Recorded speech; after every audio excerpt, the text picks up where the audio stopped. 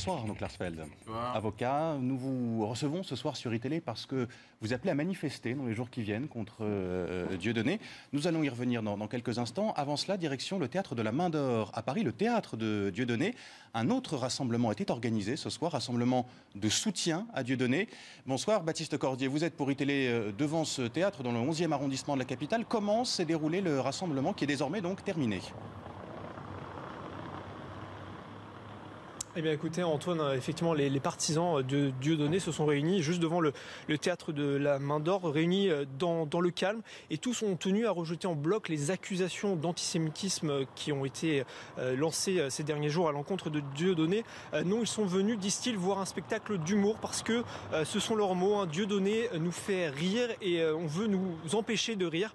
Voilà ce qu'ils ont déclaré à propos des éventuelles interdictions des spectacles. Les partisans qui ont manié les symboles. L'un des partisans est arrivé, un des spectateurs est arrivé avec un ananas. Vous savez que le chant Shoah Ananas qui clôt le spectacle de Dieudonné fait beaucoup parler parce qu'il fait allusion à l'Holocauste. Et puis on a vu aussi beaucoup ce geste de la quenelle, un geste qui est anti-système, mais pas du tout antisémite. Voilà encore une fois ce que ces différents spectateurs ont tenu à marteler quand ils se sont exprimés auprès de nous. Et puis quant aux interdictions du spectacle de Dieudonné, eh bien, ils disent que ça ne servira à rien. Dieudonné fera spectacle même dans la rue s'il le faut, nous disait un partisan. Et puis un autre nous dit, vous savez, Dieudonné, il est très présent sur Internet. Et là, c'est une vraie star et ça, on ne l'empêchera pas, même en l'interdisant dans les salles de France. Baptiste Cordier avec Dalibor Samak pour iTélé devant le théâtre de la Main d'Or. Arnaud Klarsfeld, comment réagissez-vous aux paroles rapportées par Baptiste Cordier de ces spectateurs de Dieudonné ? Les paroles sont mensongères. Il a dit que... au sujet d'un journaliste de France Inter, je crois,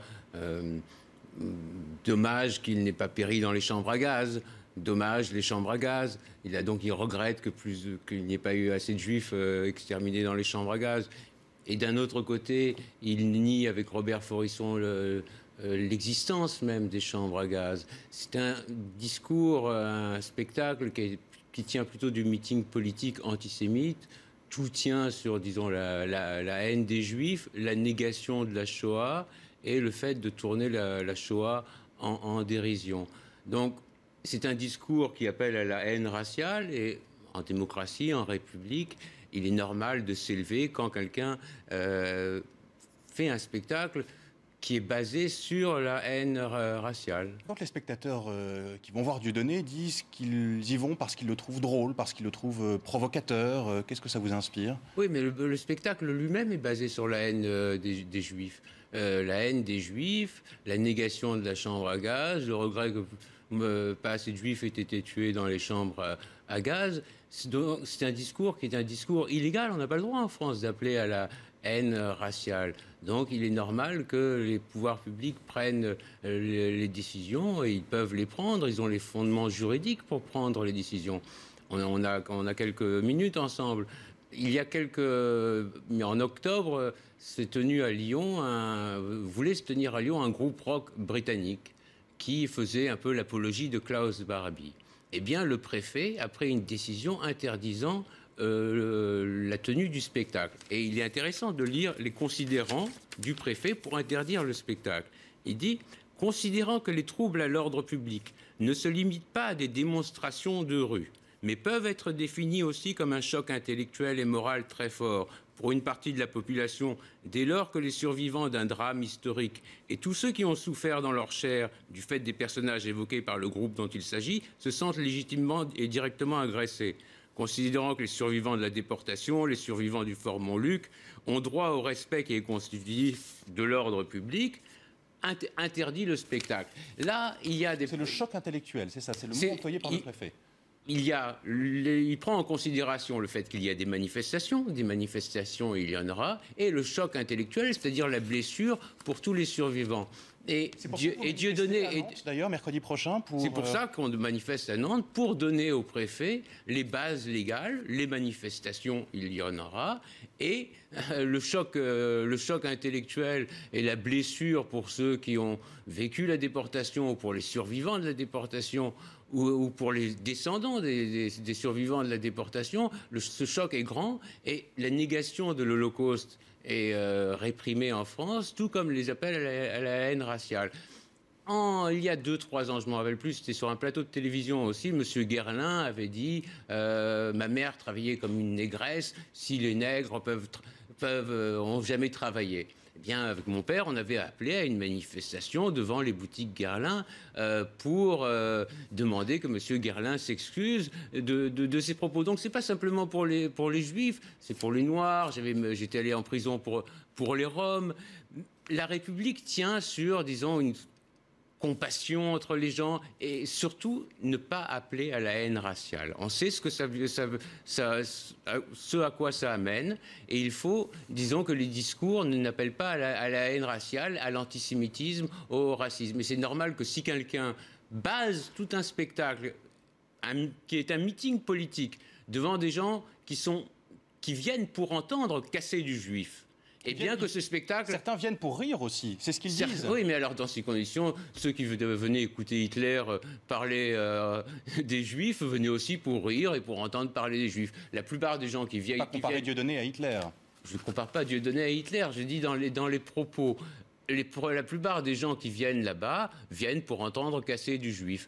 Les propos de Dieudonné sont les mêmes que les propos qu'on tenait dans les années 30 ou au début du XXe siècle sur les protocoles des sages de Sion. Les Juifs dominent le monde et maintenant il y rajoute la Shoah n'a pas existé ou il n'y a pas eu assez de Juifs tués dans les chambres à gaz. C'est normal que les gens puissent s'élever et ce serait anormal qu'on ne s'élève pas. Arnaud Klarsfeld, 2 enquêtes ont été ouvertes contre Dieudonné pour organisation frauduleuse d'insolvabilité, l'une à Paris, l'autre à Chartres, c'est une information iTélé. Dieudonné doit 65 000 € d'amende au Trésor public. Est-ce que c'est au portefeuille qu'il faut toucher Dieudonné pour s'en prendre à lui, pour le combattre ? Ça, il y a des organisations qui sont chargées. Je crois que c'est la LICRA qui a porté plainte à ce sujet. C'est une bonne chose. Quand vous ne payez pas vos contraventions, quand vous garez à un endroit qui n'est pas autorisé, eh bien, l'amende est doublée, on vient vous saisir. Lui, je crois que ça fait plusieurs années qu'il doit ces dizaines de milliers d'euros et il n'a jamais payé. Donc, c'est réprimé par le code pénal et bon, il doit payer, oui. Dieudonné vous a violemment attaqué, Arnaud Klarsfeld, dans une vidéo en début de semaine. Est-ce que vous allez porter plainte contre lui ? Oui, il a dit que je risquais de me faire défoncer ma petite gueule de chatte d'appartement. Moi, j'aime bien les animaux, donc ça ne me dérange pas. Mais, vous n'allez pas porter plainte contre lui ? Non, je ne vais pas porter plainte. C'est porter plainte contre quelqu'un comme ça, c'est s'abaisser. J'ai vécu des choses autrement plus périlleuses. On a reçu plusieurs bombes. Une bombe a fait sauter notre voiture. On a reçu une bombe dans un colis piégé, une bombe sur le paillasson. En Israël, j'ai vu un ami juste à côté de moi perdre les 2 jambes dans un attentat kamikaze. Donc, vous vous sentez menacé aujourd'hui par cette affaire ? Vous avez reçu des menaces Des menaces, oui. J'ai reçu des menaces, oui. Ah oui, des menaces, j'en ai reçu beaucoup, oui, ça, oui. Et vous n'avez pas peur, ça ne vous fait pas peur ? Non, j'ai pas peur. Rapidement, dernière question, Arnaud Klarsfeld. En début de semaine, près de 5 000 des 6 000 places du Zénith de Nantes, dans lequel va se produire Dieudonné la semaine prochaine, ont été vendues. C'est un succès. Est-ce que c'est un succès qui vous surprend et qui vous inquiète ? Écoute, il fédère avec lui le noyau dur de l'extrême droite par son antisémitisme, les islamistes et une partie de la gauche ultra. Et ces trois noyaux, eh bien, sont fédérés par l'antisémitisme de Dieudonné. Son spectacle tient par l'antisémitisme. Donc tous ceux qui détestent les juifs, et il y en a, eh bien, aiment bien son spectacle. Mais la situation n'est pas... Il y a 5000 personnes, mais il y a 70 ans, on coupait les juifs en 2 avec la scie en Roumanie, on les arrêtait au Veldiv, on les gazait à Auschwitz. Donc les choses se sont considérablement arrangées. Vous voyez ce que je veux dire ? Mais il ne faut pas laisser la parole raciste ou antisémite prospérer. Et c'est pour ça que j'espère que le préfet de Nantes, il y aura la manifestation qui sera organisée à 18h mercredi devant le Zénith de Nantes pour demander au préfet l'interdiction du spectacle. Merci Arnaud Klarsfeld, avocat donc, qui appelle à manifester mercredi prochain devant le Zénith de Nantes, la veille du spectacle.